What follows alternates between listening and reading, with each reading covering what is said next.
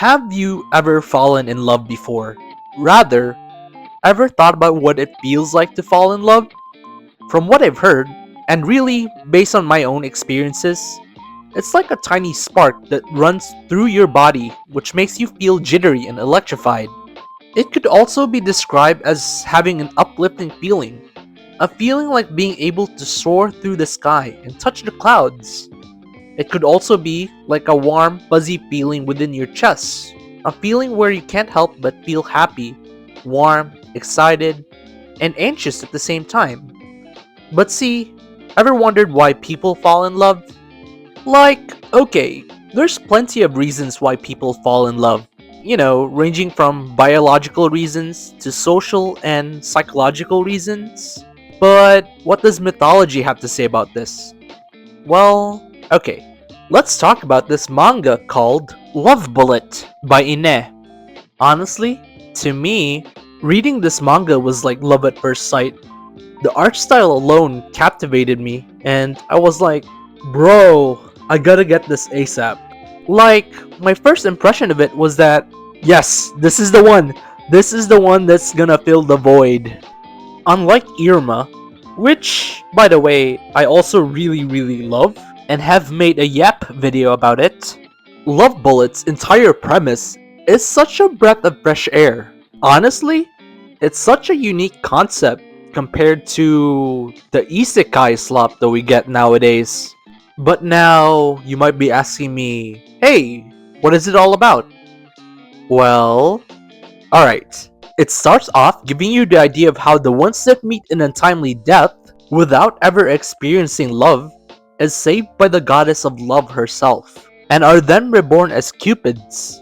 They can freely travel in and out of the mortal realm, but in exchange, they cannot age or fall in love. The role they have to take as cupids is to matchmake people, and by doing so, they earn good karma in the process. And by earning enough of it, they earn a second chance at life. Honestly, sounds like a pretty good deal to me. Now, cupids, which, if you didn't know, typically shoot arrows at people they want to matchmake. At least, that's how it used to be. Fast forward to modern times require modern solutions. By this, I mean that the cupids in this manga now use modern weapons, such as guns, bombs, heavy artillery, and much more. If you ask me, I think that's hella epic, bro. Now, within this first chapter, we are introduced to a group of students, Hina, Aoi, and Daito. The three of them are eating out at a fast food joint, enjoying a meal with each other's company. They're loving it. However, they are unknowingly being observed by a group of cupids named Koharu, Kana, Ena, and Chiyo. Both Aoi and Daito love Hina romantically, but Hina only sees them as friends. The group of cupids' mission this time around was to decide who Hina should fall in love with between the two. Now, these three have always been the best of friends, so it was quite difficult to decide. This is because when Hina does fall in love with one of them, the other one will become a third wheel, therefore ruining the friendship that they have. Quite the dilemma, isn't it? Koharu, the main character of the manga, wants to make Hina fall in love while also preserving their friendship. And in order for that to happen, she needs to figure out who Hina should give her heart to between the two of them, or if it's even one of them. But yeah, after discussing it for a bit, the cupids have ultimately split into two groups. 2 Hina Aoi shippers and 2 Hina Daito shippers. While Koharu doesn't seem to have an answer in how to make Hina fall in love and also preserve their friendship, she doesn't stop thinking about a better ending for the three of them. Now, what do cupids do when they have disagreements?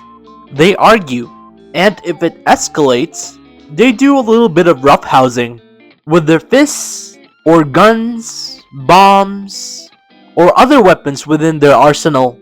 Honestly, it's quite a fun depiction of how cupids are meant to be. Since the cupids are split into two groups, each group would do their best to try to reach their objectives as fast as possible. while also trying to hinder the opposing group using anything at their disposal. So basically, anything goes. Cool, right? Now, at the end of the chapter, where the conflict between the group of cupids reach its climax, Koharu does eventually reach an answer, and a satisfying one at that. Basically, the answer was to introduce a third party. That way, Hina can fall in love while also preserving their friendship she has with their friends. Honestly, such a good conclusion to a first chapter. I mean, look at this panel, it's so beautiful. But anyway, now that you got a good idea of what the plot is all about, I want to talk about the manga as a whole thus far. At the time of creating this video, there's only about 15 or 16 chapters out available. That's like 2 volumes worth of content. And honestly, based on what I've read thus far, I think this manga has a lot of potential.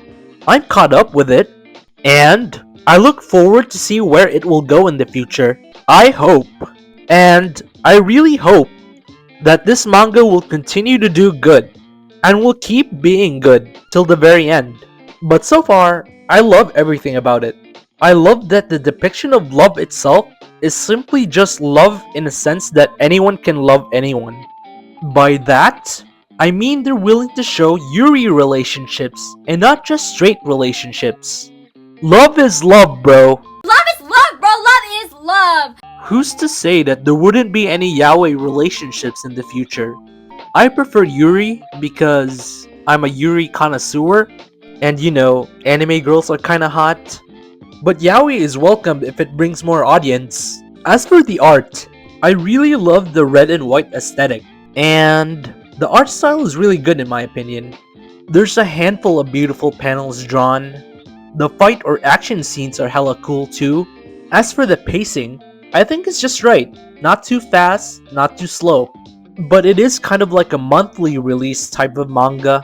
Now, an interesting fact about this manga is that at one point, it was at a brink of cancellation for having sold low numbers of copies in Japan. So when the author made a public statement asking for help, overseas fans gathered together and bought copies to support the manga. Sales went up to the point where it was sold out everywhere. It was booming. Because of this exact reason is why this manga is still ongoing, and it was selected by Yen Press for an official English translation. It really goes to show what people can do when they rally up to support what they love. Unfortunately, I wasn't there when this was all happening, but I bought the first 2 volumes in Japanese because I really love what I've read so far, and I wanted to support the author. In fact, I wanted to support so much that I bought the first volume in English twice. Kinokuniya had a special cover for it, and I thought it was nice, but I preferred the red and white aesthetic. It still looks cool though. I'm glad I bought it. Now, if you're in the mood for comedy, action, romance, and supernatural, if you're itching for something new and unique, if you're interested in a fun depiction of what cupids are and what they do, if you're interested in a work that isn't afraid to show love for what it truly is, if you like tragic backstories, then I think Love Bullet would be a good read for you.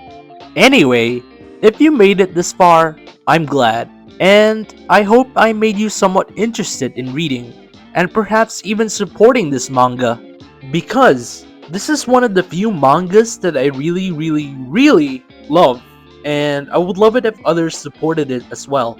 But yeah, that's enough yapping from me. Thanks for watching. Till next time.